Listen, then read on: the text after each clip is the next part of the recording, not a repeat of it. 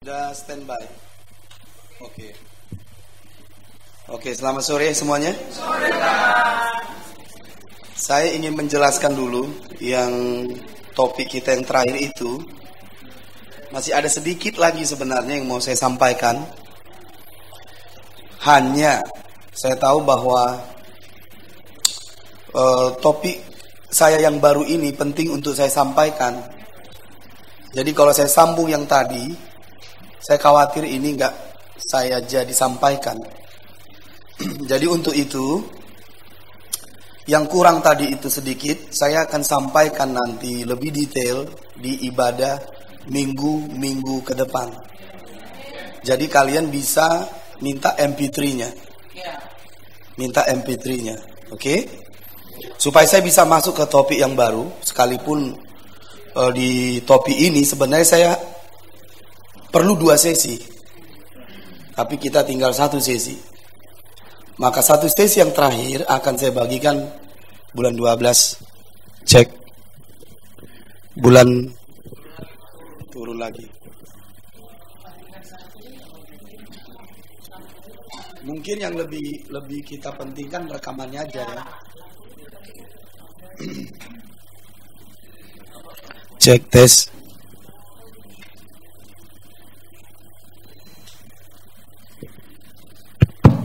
Oke, cukup bisa? Nanti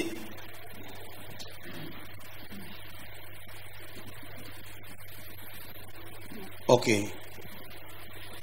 Jadi sekolah apostolik yang ke-7 bulan 12 kita akan belajar tentang demonstrasi roh. Demonstrasi roh. Kemudian kita belajar tentang demonstrasi kerajaan. Bisa mengerti, Mam? Apa, Mam? No. Udah cukup. Oke. Jadi bulan 12 kita akan belajar tentang demonstrasi kerajaan. Kemudian demonstrasi roh. Lalu kita melanjutkan, sebagai bahasa Inggrisnya lebih keren bahasa Inggrisnya ini, influence every domain. Mempengaruhi domain-domain. Jadi nanti topik saya yang terakhir ini saya lanjutkan di situ. Kita akan belajar kita ini di kitab Wahyu hidup di masa apa. Kita akan lihat di situ. Karena Daniel itu melihat patung itu 4 bagian. Di kitab Wahyu itu 4 binatang yang menggambarkan kerajaan-kerajaan yang ada dan yang terakhir. Sehingga kita tahu sebenarnya kita ini hidup di zaman apa. Sesungguhnya kita hidup di zaman akhir. Nah, di situ nanti kita tahu, sehingga kita tahu peranan kita apa. Gereja peranannya apa. Nah, makanya semua wahyu dan penyingkapan ini dibuka untuk kita, karena kita adalah generasi baru. Di musim baru. Untuk tuayan yang besar. Bisa mengerti ya? Nah, jadi tolong dipahami, topik saya tadi itu belum habis. Karena saya belum menerangkan arti Berseba. Abraham tidak boleh ke Mesir, Ishak tidak boleh ke Mesir, tapi Yakub ke Mesir karena posisinya itu dari Berseba. Karena Berseba itu punya arti lain. Allah menjumpai Yakub di Berseba. Dan Allah berfirman, kau boleh ke Mesir. Yusuf akan memeliharamu. Bisa mengerti? Nah, itu nanti kita akan lihat bagaimana kebenaran yang tadi itu bisa saya bagikan di minggu-minggu berikutnya. Saya menyebut bahwa kekayaan kita itu kekayaan kita itu dalam rencana Tuhan adalah menjangkau bangsa-bangsa.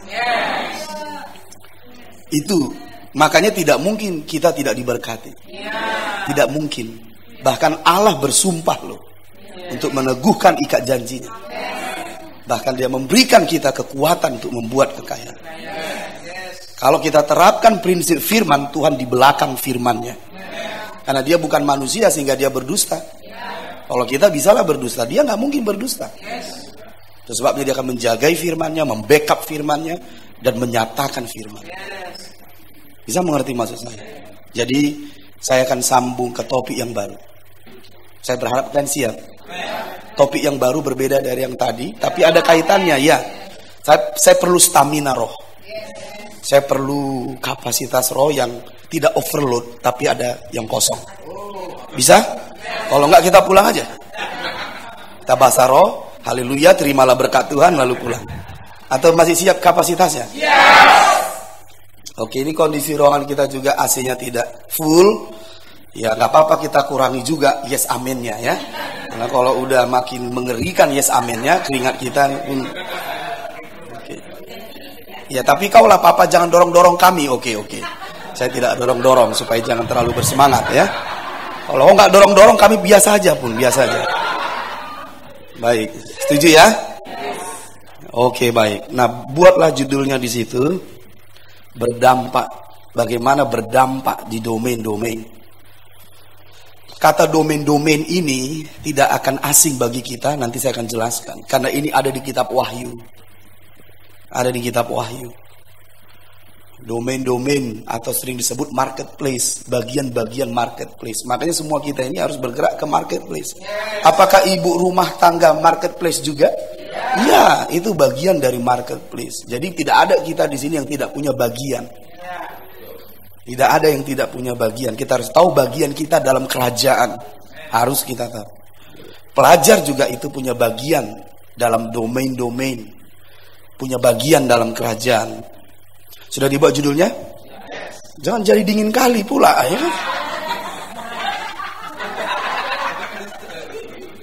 Sudah ditulis judulnya? Mari kita buka kitab Daniel dulu. Daniel. Matikan aja kayaknya. Nanti kalau seandainya kalian kepanasan, kipas anginnya nggak sampai, hembus-hembus saja sedikit ya. Ganti-gantian gitu.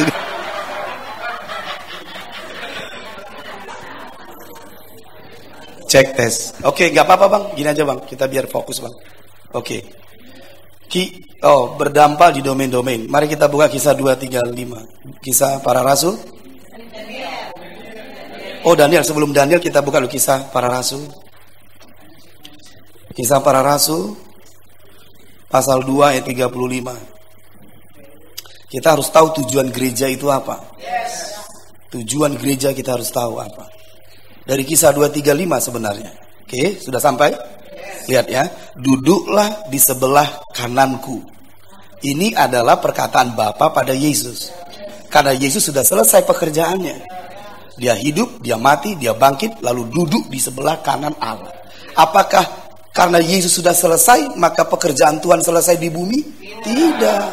Ayat ini berkata tidak. Lihat. Duduklah di sebelah kananku sampai kubuat musuh-musuhmu menjadi tumpuan kakimu. Dari ayat ini kita tahu bahwa musuh-musuh Tuhan itu ada di bumi. Nggak ada musuh Tuhan di sorga. Lucifer udah dilempar ke bawah. Jadi ini bicara ada pekerjaan Tuhan di bumi yang belum selesai, sekalipun Yesus sudah duduk di tahta di sebelah kanan Allah Bapa. Kata sampai di situ ini waktu, proses. Jadi siapakah yang menggenapkan ini? Ayat itu juga mencatat menjadi tumpuan kakimu. Kaki itu bagian tubuh dan tubuh adalah gereja.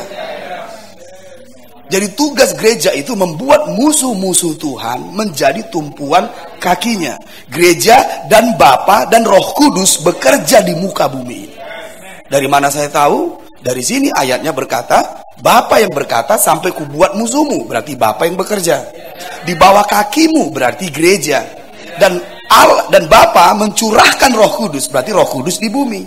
Jadi Bapa dan Roh Kudus dan gereja bekerja bersama-sama untuk membuat musuh ini menjadi tumpuan kaki.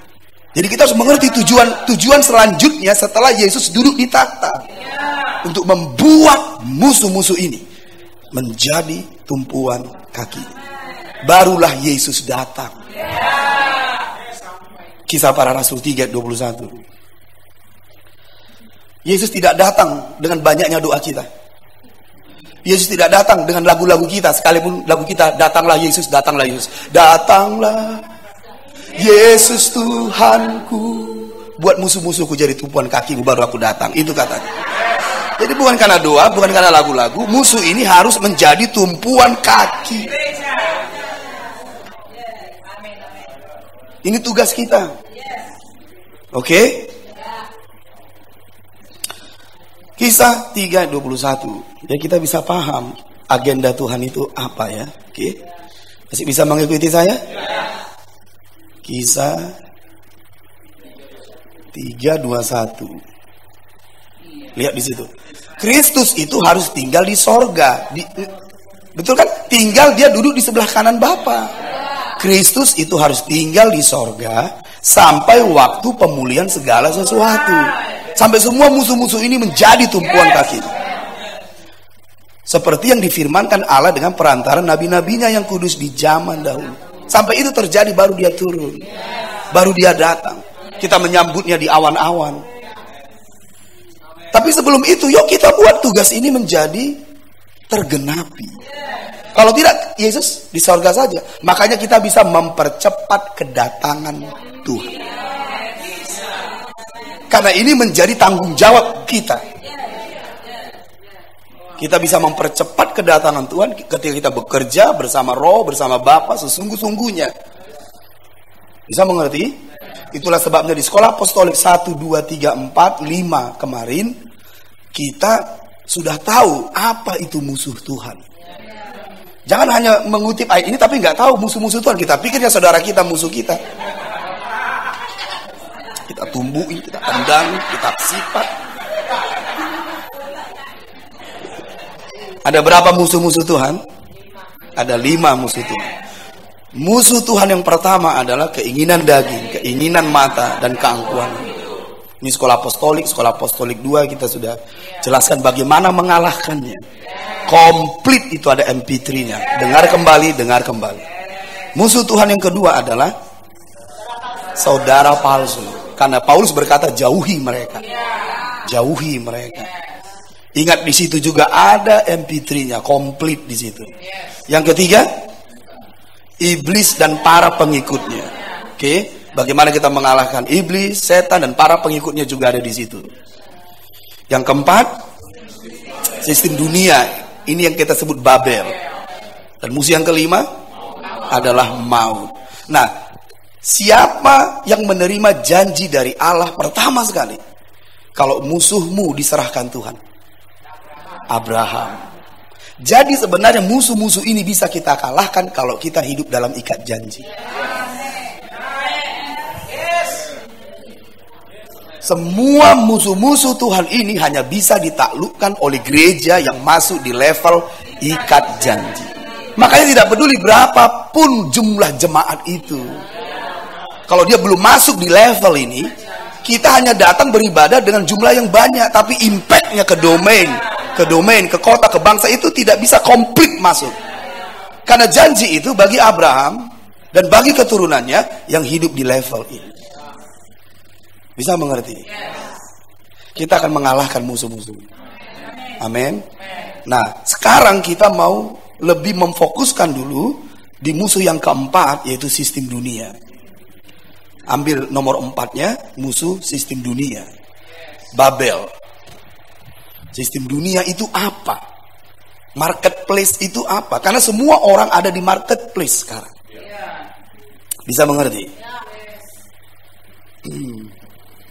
Mari kita buka Wahyu.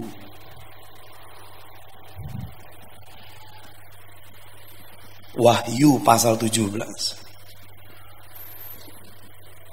Wahyu pasal 17. Masih bisa kita konsen walaupun suhunya mulai panas? Oke. Wahyu pasal 17. Walaupun ini sudah pernah saya bagikan, mungkin ini akan lebih mempertegas lagi. Sudah sampai Wahyu 17? Lihat ayat yang pertama. Lalu datanglah seorang dari ketujuh malaikat yang membawa ketujuh cawan itu dan berkata kepadaku, mari ke sini, aku akan menunjukkan kepadamu putusan atas pelacur besar yang duduk di tempat yang banyak airnya. Dia duduk di tempat yang banyak airnya. Apa itu arti banyak airnya? Kita baca ayat 15. Kita baca ayat 15. Lalu ia berkata kepadaku, semua air yang telah kau lihat, di mana wanita pelacur itu duduk, adalah bangsa-bangsa dan rakyat, banyak dan kaum dan bahasa. Coba bayangin itu. Perempuan Babel itu duduk di bangsa-bangsa, di orang banyak, duduk. Nah, kalau kita lanjut lagi baca, yuk kita lihat ayat yang kedua. Dengan dia, raja-raja di bumi telah berbuat cabul, dan penghuni-penghuni bumi telah mabuk oleh anggur percabulannya. Dalam roh, aku dibawanya ke padang gurun, dan aku melihat seorang perempuan duduk di atas ekor binatang yang merah ungu, yang penuh tertulis dengan nama-nama hujat. Binatang itu mempunyai 7 kepala dan 10 tanduk. Apa itu 7 kepala? Mari kita lihat ayat 9 dan ayat 10-nya. Yang terpenting di sini ialah akal yang mengandung hikmat. Ke-7 kepala itu adalah 7 gunung. Bisa mengerti? 7 gunung yang di atasnya perempuan itu duduk. Oke, lanjut lagi. Ayat 10. Ke-7-nya adalah 7 raja. Berarti kalau kita lihat ini, gunung itu simbol pemerintahan. Simbol pemerintahan yang kalau dikonotasikan menurut perjanjian lama itu kayak kerajaan-kerajaan.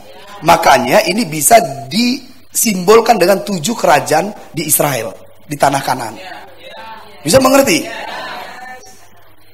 Saya harus pelan-pelan untuk kita bisa membuka ini. Jadi bangsa-bangsa, suku, kaum, dan bahasa yang banyak airnya tadi itu ada terbagi di 7 gunung ini. Itu maksudnya. Mereka tersebar di 7 gunung ini. Dan perempuan itu duduk di atas. Saya mau pelan-pelan dulu. Jadi sekarang di mana masyarakat, suku, kaum, dan bahasa itu sekarang berada? Tersebar di 7 gunung. Dan perempuan itu duduk di atasnya. Bisa paham maksud saya?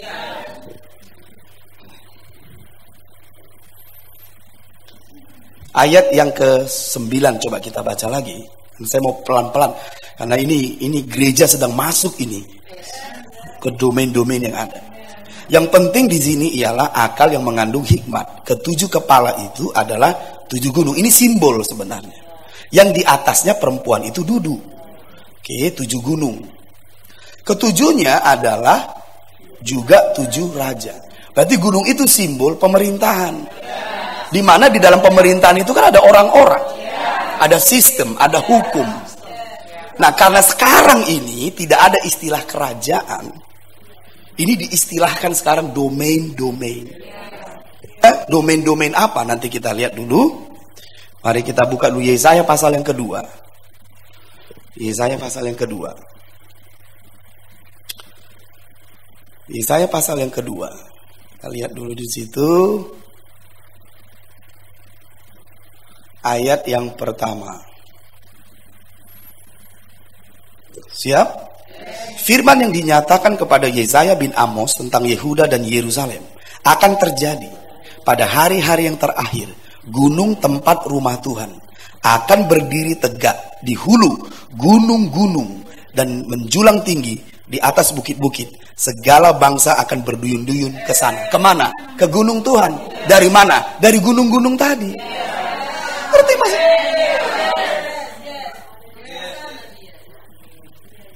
Clear di sini? Jadi gunung-gunung itu tempat masyarakat tadi. Tempat orang banyak tadi. Tapi tiba saatnya mereka akan datang ke rumah Tuhan. Jadi kita harus menggenapkan perkataan profetik ini. Clear di sini? Coba lihat di situ.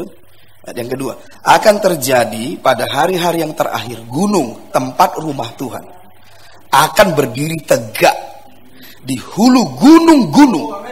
Kalau di Wahyu tadi ada berapa gunung? 7. Di hulu gunung-gunung. dan menjulang tinggi di atas bukit-bukit.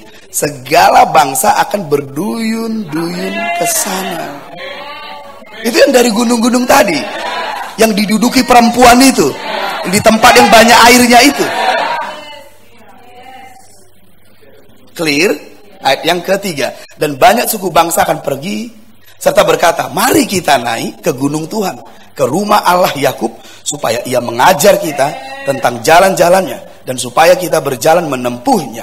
Sebab dari Sion akan keluar pengajaran dan firman Tuhan dari Yerusalem. Saya mau bertanya, kenapa dikatakan di sini pengajaran? Karena sebelumnya mereka diduduki perempuan itu, karena arti kata duduk, mereka diajar oleh perempuan itu. Kita kembali ke kitab Wahyu. Kita kembali ke kitab Wahyu. Kayaknya Papa jadi butuh kipasnya. Sudah mandi keringat. Yang enak sih mandi air ya, ini bukan mandi keringat. Agak jauh aja. Yes. Karena kalau keringat kali berhenti pewahyuannya, nanti berhenti. Wahyu pasal 17, mari kita lihat. Gunung rumah Tuhan harus naik tinggi supaya mereka pergi ke sana. Kalau tidak, dia akan diduduki perempuan itu tuh. Bisa mengerti maksud saya? Ya, di situ ya. Wahyu pasal 17 ayat 1. Siap kan? Lalu datanglah seorang dari ketujuh malaikat yang membawa ketujuh cawan itu dan berkata kepadaku, mari ke sini. Aku akan menunjukkan kepadamu putusan atas pelacur besar yang duduk di tempat yang banyak airnya, di 7 gunung. Dengan dia raja-raja di bumi telah berbuat cabul, dan penghuni-penghuni bumi telah mabuk oleh anggur percabulannya. Dalam roh aku dibawanya ke padang gurun, dan aku melihat seorang perempuan duduk di atas ekor binatang yang merah, yang penuh tertulis dengan nama hujat. Binatang itu mempunyai 7 kepala dan seterusnya. Pelacur besar yang duduk di atas yang banyak airnya, nomor 1, tulis artinya. Pelacur besar yang duduk di atas yang banyak airnya, itu nomor 1, artinya ia memberi mereka makan. Ia memberi mereka makan. Itu arti duduk. Siapa yang kita ingat di sini? Isabel memberi makan para dewa, nabi-nabi Baal di kerajaan Israel. Arti makan itu dia mengajar mereka doktrin. Jadi pola pikir perempuan ini ditransfer ke masyarakat banyak. Karena arti duduk di situ, karena Isabel juga duduk memberi makan nabi-nabinya. Dan nabi-nabinya ini diutus ke seluruh Israel sehingga mereka menyesatkan. Makanya Elia berkata, kalau dia Allah, kalau dia Baal, ikuti. Kalau dia Allah, ikuti. Mereka diam saja karena mereka tidak lagi mengenal mana Baal, mana Allah. Karena ada Isabel yang memberi doktrin, memberi mereka makan nabi-nabinya dan diutus. Demikian juga perempuan Babel ini duduk memberi makan. Clear maksud saya? Duduk di situ dia memberi makan, mengajari, memberi doktrin. Makanya ketika gunung rumah Tuhan menjulang tinggi, mereka pergi ke rumah Tuhan untuk diajari, karena selama ini mereka diajari perempuan itu. Clear di sini. Jadi duduk di situ yang pertama, ia memberi mereka makan. Itu kebenaran pengajaran itu. Nomor 2, ia mengendalikan cara berpikir mereka. Ia mengendalikan cara berpikir mereka. Karena apa yang kita makan itu yang kita pikirkan. Apa yang kita tahu itu yang kita pikirkan. Apa yang kita yakini itu yang kita pikirkan. Jadi setelah mereka makan doktrin pengajaran Isabel ini, itu yang mereka pikirkan. Jadi masyarakat itu berpikir dari sumber perempuan Babel. Bisa mengerti karena mereka tidak terhubung dengan Tuhan. Dan yang ketiga, cara berpikir inilah yang membentuk sistem dunia. Cara berpikir inilah yang membentuk sistem dunia. Ingat itu. Clear kan? Yes. Ini yang kita sebut Babel. Makanya namanya perempuan Babel. Sistem dunia ini kita sebut Babel. Makanya kalau kita lihat nanti sebentar lagi di Ulangan pasal 7, kubunya besar-besar, temboknya tinggi-tinggi. Bagaimana kita bisa mengalahkannya? Betul, memang lihat aja sekarang. Bagaimana kita mengambil domain ekonomi, coba. Uang kita aja sedikit. Elon Musk aja ribuan triliun. Bagaimana kau menaklukkannya? Dengarkan saya, ini bukan kekuatanmu, kemampuanmu, tapi Tuhan yang menyerahkan mereka. Bagaimana domain politik, pemerintahan? Tuhan yang menyerahkan. Good. Tuhan yang menyerahkan. Bahasa Batak nadang gogota. Wah, ima. Soala gogo. Hanya di belakang supir angkot dibuat soala gogo. Haleluya. Itu supaya jangan bergetar. Tuhan bilang begini, jangan gemetar, jangan takut. Hei umatku, aku yang menyerahkan. Jangan takut katanya, jangan gemetar, jangan nervous, jangan nggak pede, nggak layak, malu. Masa lihat orang dunia malu? Kita anak raja, anak Allah yang maha tinggi. Masa malu lihat orang dunia? Terbalik.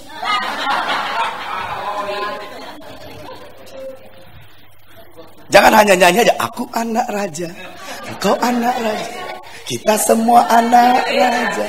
Pergi ke dunia malu. Come on. Baik, nomor 3 tadi apa? Cara berpikir ini membentuk sebuah sistem. Namanya sistem dunia. Tulis lagi, sistem ini diterapkan di 7 gunung atau 7 domain. Sistem ini diterapkan di 7 gunung, 7 domain.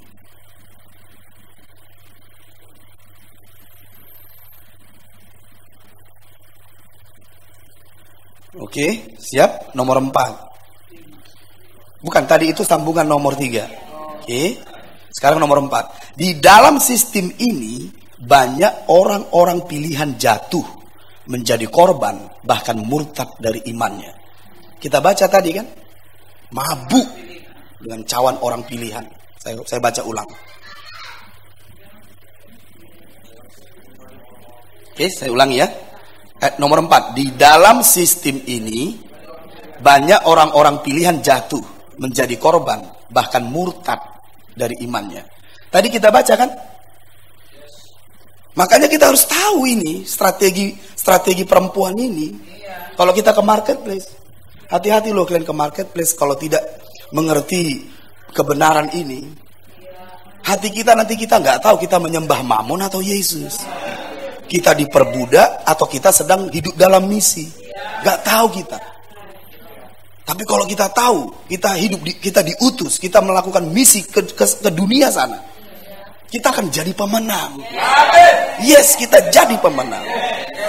Karena di sini disebut kalau kita nggak paham, dia akan menghisap darah kita. Makanya nggak heran banyak orang percaya hidup duniawi, diperbudak dan seterusnya, bahkan bisa mengingkari imannya. Nggak usah heran karena memang perempuan ini ingin menghisap darah kita. Coba lihat dulu di ayat keberapa itu? Ayat yang kedua kan? Dengan dia, raja-raja di bumi telah berbuat cabul, dan penghuni-penghuni bumi telah mabuk oleh anggur percabulannya. Oke. Di ayat keberapa lagi itu?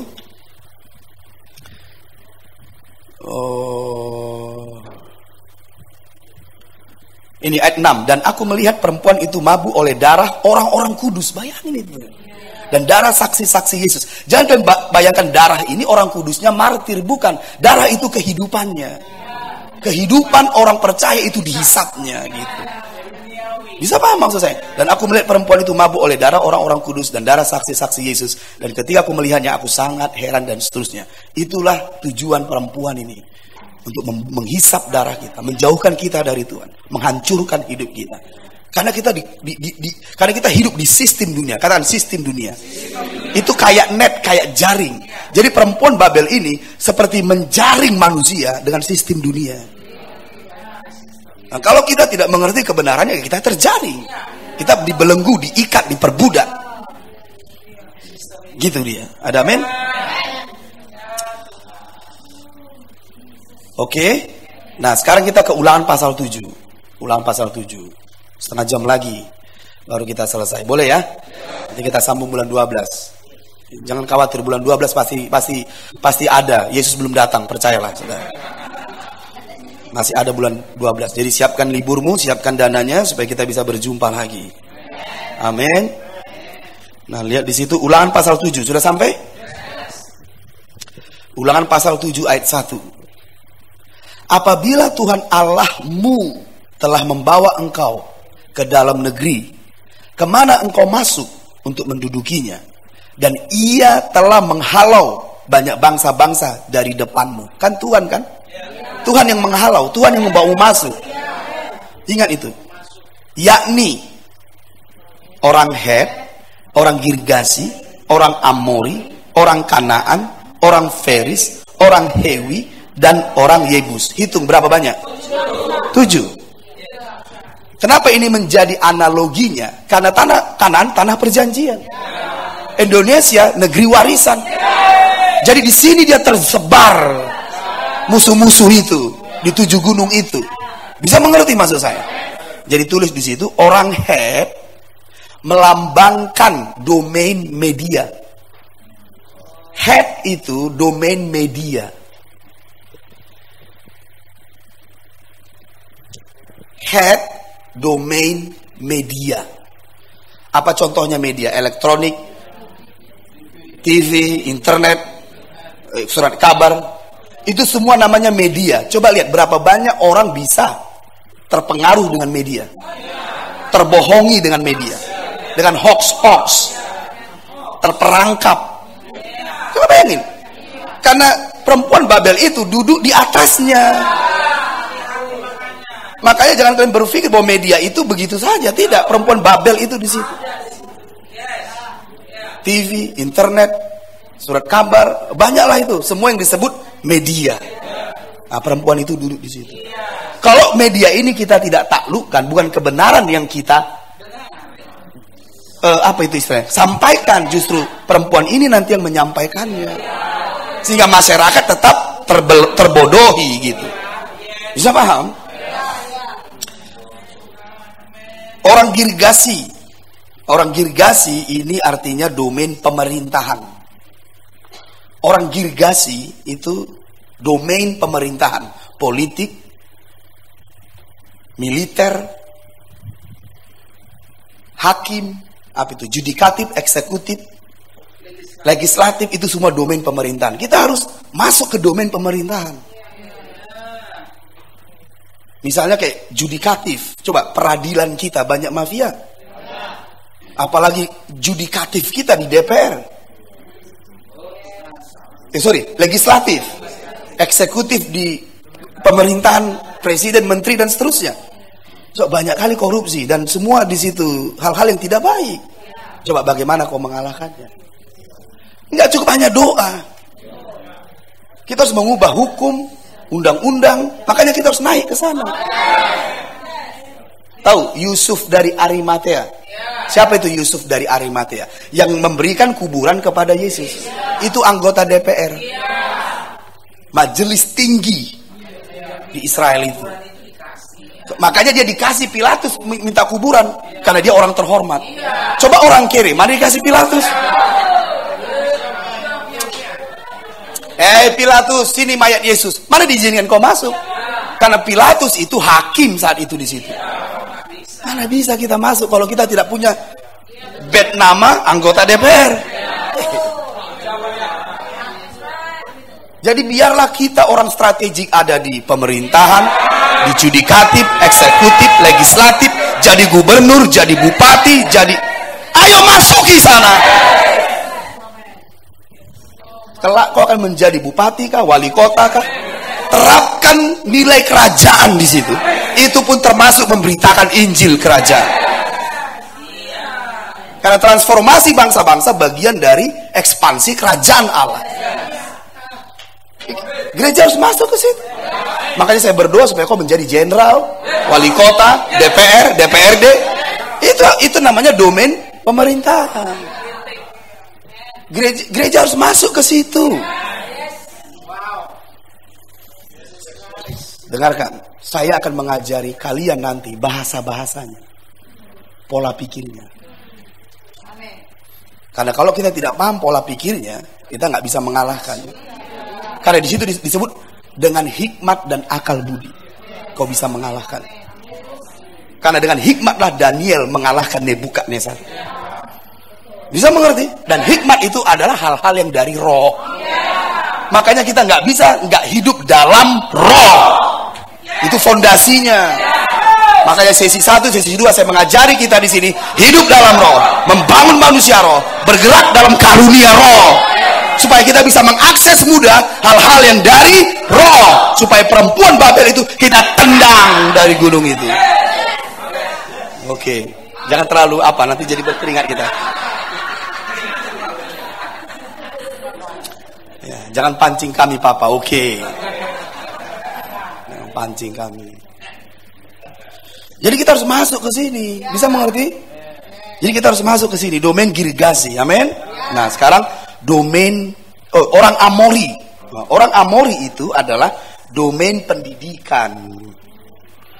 Coba bagaimana kita mengambil domain pendidikan?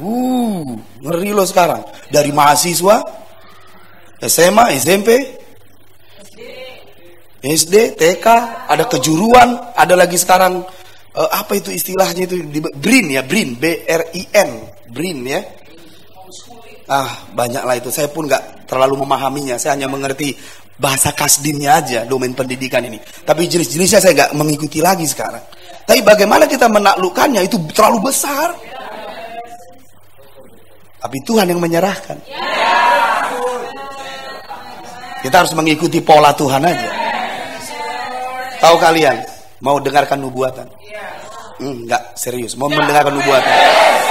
Kalau kalian mengikuti template yang Papa berikan, kau akan menduduki domain-domain ini. Baik di pemerintahan, baik di ekonomi, baik dimanapun. Karena kita ada pathway-nya ke sana. Bersiaplah. Bersiaplah. Amin. Saya berdoa supaya di rumah ini ada orang-orang yang menjadi pemimpin atas kota Medan. Saya melepaskan nubuatan perkataan profetik 2024 bahwa pemimpin atas kota Medan bangkit dari rumah ini. Pemimpin atas kota Medan bangkit dari rumah ini. Demi nama Yesus. 2024. Pemimpin atas kota Medan bangkit dari rumah ini. Bisa mengerti? Karena kita harus memasuki domain pemerintahan. Amin. Kalau kalian mau berkhotbah, menyampaikan firman Tuhan, jangan rebut mic saya. Pergi ke domainmu. Buat mimbarmu, ambil mic-mu dan khotbah di sana. Haleluya. Kalau kau ngambil mic saya rebut lagi. Haleluya.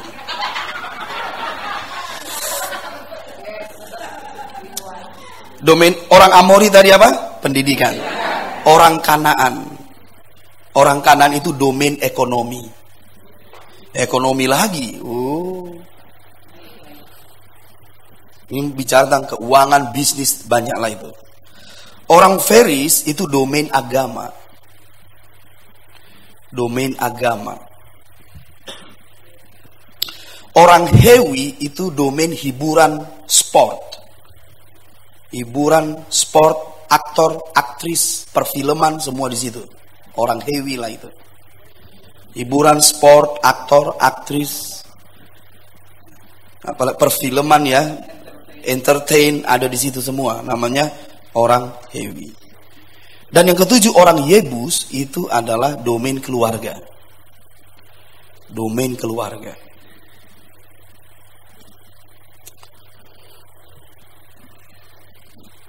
Bisa mengerti? Lengkap? Indah bukan? Kita tahu semua artinya itu. Makanya ini dinubuatkan di kitab Wahyu. Coba kita ulangi. Orang Het apa itu? Domain. Orang Girgasi. Orang Amori. Orang Kanaan. Orang Feris. Orang Hewi. Orang Yebus. Nah, lihat apa janji Tuhan kepada domain-domain ini. Coba lihat. Ayat yang kedua. Baca. Sebentar lagi kita selesai ya. Oke, tolong bertahan 5 menit lagi saja. Ayat yang kedua. Dan Tuhan Allahmu telah menyerahkan mereka kepadamu.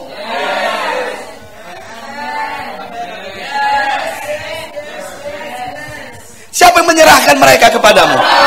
Kekuatanmu? Kemampuanmu? Ilmu pengetahuanmu? Kehebatanmu? Gak akan mungkin bisa. Tapi ayat itu menyebut Tuhan yang menyerahkannya kepada.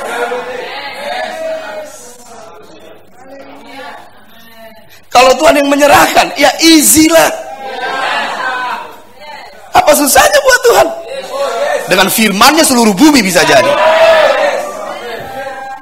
Indah anugerah Tuhan ini. Yuk kita baca lagi. Dan Tuhan Allahmu telah menyerahkan mereka kepadamu, sehingga engkau memukul mereka kalah. Maka haruslah kamu menumpas mereka sama sekali. Oke, yang itu nanti aja. Bulan 12 bersambung. Tapi dengarkan, ada anugerah indah buat kita. Saya akan mengajarimu bahasanya, pola pikirnya itu apa gitu. Nggak mudah menjelaskan ini loh saudara. Karena kalau kita nggak mengerti pola pikirnya, kita nggak bisa menang. Bisa paham maksud saya? Dan saya akan membuat nanti poin-poinnya bagaimana kita bisa menang. Ini penting, ini template, ini cetakan. Dahsyat sekali. Amin. Itu sebabnya ikat janji kekayaan penting. Dan kita masuk kemari. Kenapa? Karena orang yang mengalahkan ini orang yang hidup dalam ikat janji. Gereja harus dibawa dalam level ikat janji. Dan Tuhan akan berkata seperti kepada Abraham, Melkisedek berkata, terpujilah Tuhan Allah yang menyerahkan musuh-musuhmu kepada. Jadi bukan hanya berkat kekayaan, tapi juga musuh-musuh menjadi tumpuan kaki. Bukan hanya bukan hanya ikat janji kekayaan, tetapi juga musuh-musuhmu diserahkan menjadi tumpuan kaki. Demi nama Yesus, mari bangkit berdiri. Haleluya. Saudara bisa mengerti? Sudah 4 hari kita di sini. Tidak terasa bukan? Jadi hari pertama, hari kedua, hari ketiga, hari keempat, dan kau di sini terus. Dan kau menyaksikan firman, tujuan, rencana Tuhan, pewahyuan, doa, hidup dalam roh, perkataan profetik, semua ada di sini. Dan saya berharap selama 4 hari ini bisa kau bawa dalam hidupmu. Hari demi hari, kau makin meningkat, lebih maju dalam segalanya. Demi nama Yesus, berikan tepuk tangan buat Tuhan kita.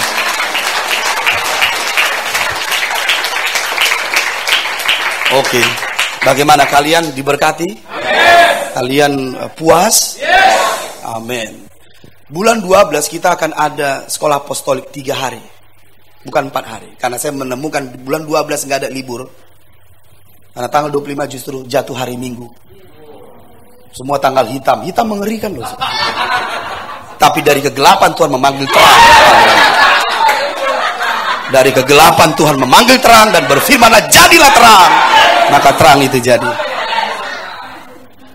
Jadi minggu depan saya akan umumkan tanggal berapa itu. Tapi bulan 12. Jadi mulai dari sekarang kita susun. Ingat, kita dalam perjalanan profetik 40 tahun Indonesia yang baru. Kalau kau mundur dari perjalanan ini, kau gak akan menikmati berkatnya. Itu pilihanmu. Aku gak mau ikut lagi, silakan, saya gak paksa. Tuhan hanya menawarkan inilah perjalanan profetik bagi rumah ini untuk Indonesia yang baru. 40 tahun kita akan bersama di sini. Ada amin? Sebabnya selalu ikut tim sekolah apostolik. Tahun ini tinggal bulan 12 kita akan masuk sekolah apostolik yang ke-7.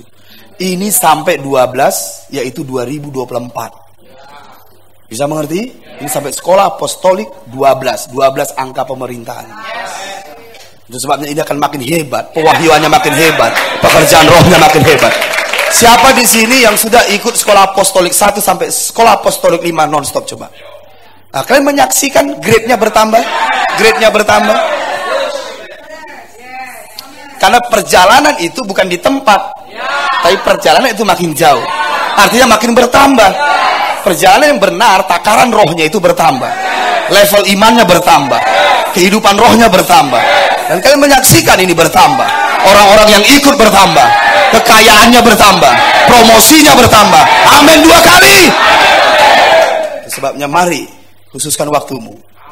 Karena kita dalam agenda Tuhan. Katakan, duduklah di sebelah kananku. Sampai kubuan. Musuh-musuhmu menjadi tumpuan kakimu. Dan kita hidup dalam tujuan.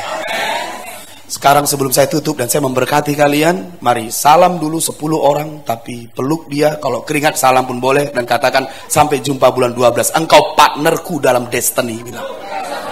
Engkau partnerku dalam destiny, bilang. 10 orang, sampai jumpa bulan 12. Engkau partnerku dalam destiny, bilang. Kau harus datang, bilang. Haleluya. Mari bersama-sama dalam perjalanan ini, bilang.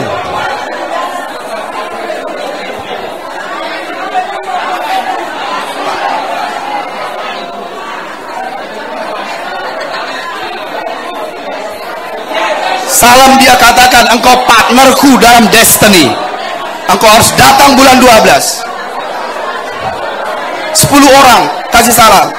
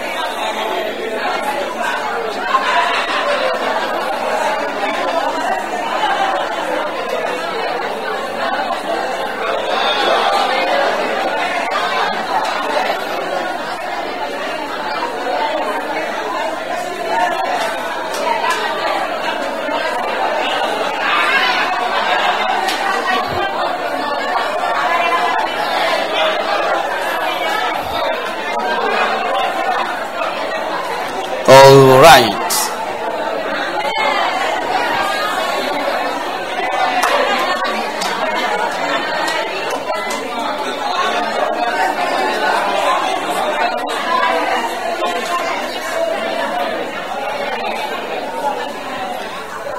Haleluya.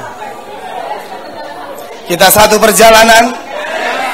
Kita satu perjalanan menuju tanah Kanaan, menaklukkan 7 bangsa yang kuat. Tanah Kanaan akan kita ambil alih. Indonesia akan kita ambil alih. Keluargamu akan kita ambil alih. Marketplace akan kita ambil alih. Bisnismu, pekerjaanmu, domainmu akan kita ambil alih. Demi nama Yesus. Haleluya. Amin. Kita bersaudara, Bapak dan anak, berdiri di pintu gerbang. Dia yang memegang kunci pintu gerbang. Setan gak boleh masuk, tapi Raja Kemuliaan boleh masuk.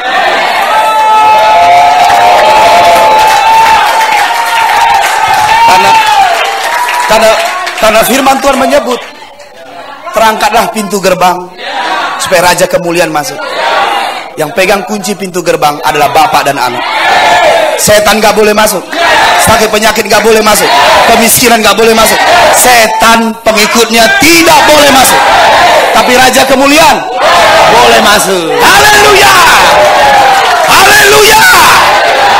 Amin, amin, amin. Angkat tangan ke surga. Haleluya. Segala puji, hormat, syukur ku naikkan kepadamu, Allah Bapa, Allah Anak, Allah Roh Kudus. Katakan segala puji, segala puji, hormat, syukur ku naikkan kepadamu, Allah Bapa, Allah Anak, Allah Roh Kudus. Katakan haleluya. Haleluya. Haleluya, haleluya,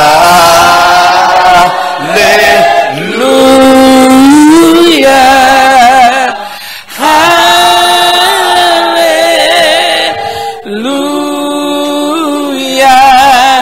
Ketiga ya, sekali lagi katakan segala puji, segala puji, hormat, syukur ku naikkan kepadamu, Allah Bapa. Oh haleluya, haleluya. Roh segala pujian, segala sampaikan pujianmu kepadanya. Amin, amin. Syukur ku naikkan kepadamu, Allah Bapa, Allah Anak, Allah Roh Kudus. Haleluya. Lambaikan tanganmu padanya, Dia yang layak. Haleluya, oh haleluya.